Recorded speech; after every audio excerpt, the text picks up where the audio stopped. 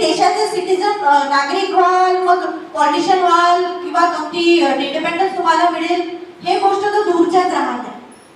त्याच्यामुळे ही जी इनिशियल पहचान आहे ती तुमच्या नावापासून, तुमच्या फेशियल रिकग्निशन पासून होते. आणि तुमच्या बचत गटाने जी चळवळ चालू केली आहे नवतेजस्विनी एक मोठं कार्य केलं. मी इथे आल्यावरही बघितलं होतं की बचत गटाच्या महिला सगळ्याच्या मध्ये ऍक्टिव्हिटीज झाल्या.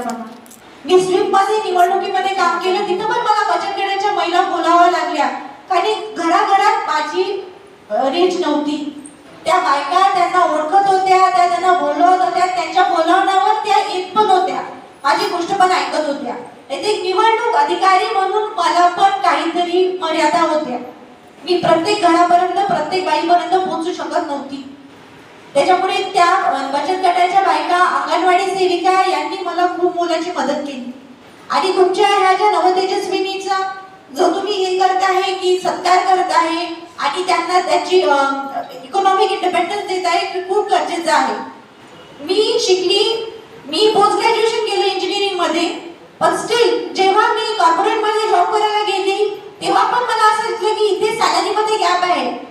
एक पुरुष एम्प्लॉई त्याला मिळालेली सॅलरी आणि महिला एम्प्लॉई तिला मिळालेली सॅलरी याच्यामध्ये गॅप होता.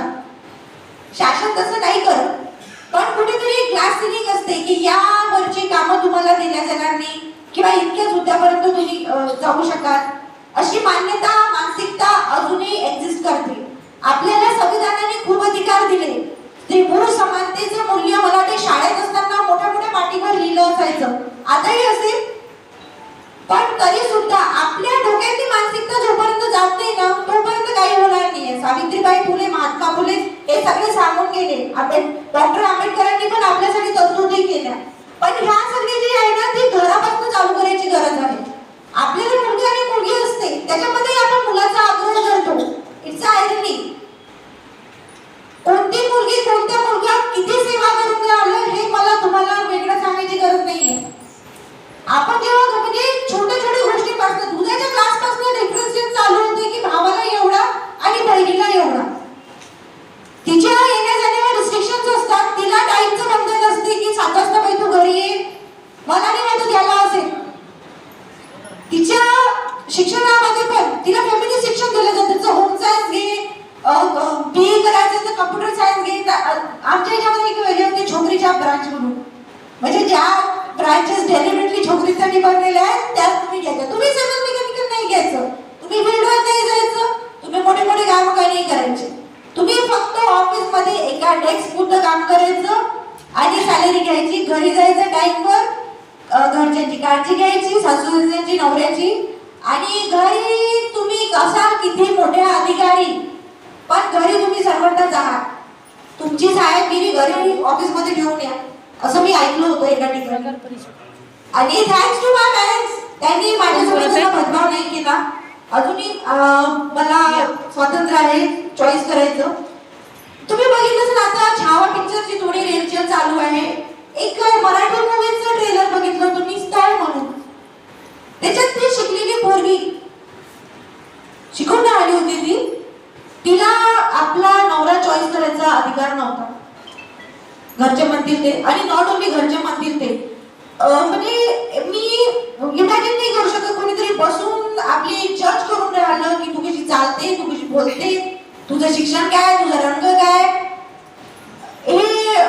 हे आयरनी आहे, पण हे एक्सेप्ट केलं आहे. म्हणजे आपण जेव्हा याच्याबद्दल बोलतो की हे खूप ब्रुटल आहे, काय आहे, क्रूरता, तर त्याच्यावर चालू आहे, चालू द्या, असं चालत राहणार आहे.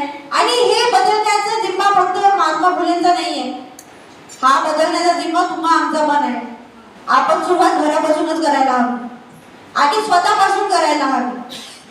पहिले स्वतःला फ्रीडम घ्या, आपल्या मुलींना द्या, सुनांना पण द्या, त्या पण तेवढ्याच जवळच्या आहेत. मुलगी म्हणून आणतात पण वागवत नाहीत तशा, तुम्ही मोलकरीत नाही आणत आहात. आणि त्यांना पण तेवढीच फ्रीडम द्या जेवढी तुम्हाला एक्सपेक्ट होती. ज्या दिशेमध्ये तुम्हाला असं वाटत होतं की माझ्यावर ही बंधनं नकोत, मला पण स्वतःच्या मनाचं शिक्षण घ्यायचं आहे, कमवायचं आहे, स्वतःच्या चॉईसने सगळं काही करायचं आहे. आणि आपलं स्त्री वुमन एम्पॉवरमेंट हे फक्त दुर्गा देवी किंवा शारदा देवी बसवण्यापुरतं नाहीये. त्यांची 9 दिवस पूजा केल्यानं गरबा खेळताना आपण एम्पॉवर्ड होणार नाही. आपली कामं आपल्यालाच करावं लागणार आहे. आणि मी डेलिब्रेटली पाहिलंय ज्या म्हणजे माझ्यासोबतच्या ज्या इंजिनियर झालेल्या होत्या त्या मोस्टली आपल्या नवऱ्याच्या स्टेटस मध्ये खुश झाल्या.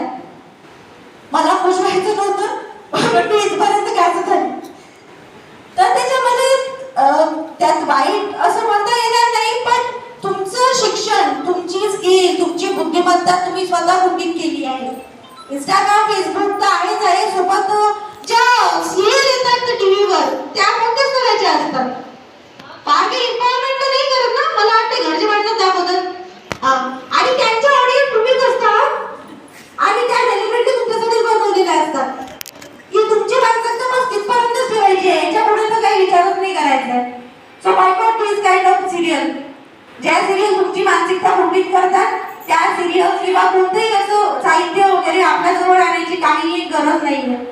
काही इंस्टाग्रामवर पण रील चालू असतात की स्त्रीचा सगळ्यात मोठा धर्म आहे की घरच्यांची सेवा करणं. हो ठीक आहे, सेवा सगळ्यांच्याच हाती येते आणि सगळ्यांनाच केली पाहिजे, पण स्वतःच्या व्यक्तिमत्वाचा पूर्णपणे त्याग करून त्याला मातीत मिळवून कोणती सेवा भावना नसते.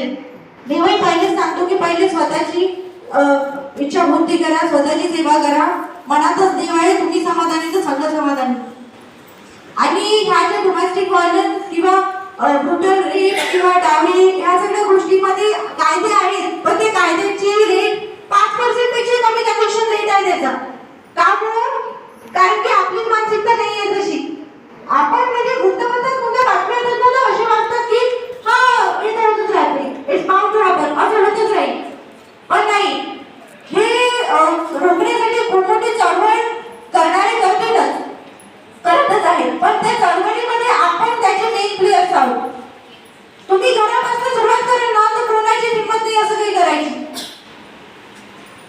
तुम्हाला फ्रीडम घ्या, तुमच्या मुलांना पण फ्रीडम द्या, त्यांना सगळं स्वातंत्र्य द्या. हा देश कसा पुढे जाईल त्याच्यासाठी मग स्त्री एम्पॉवरमेंटसाठी झेंडे घ्यायची गरज नाही पडणार.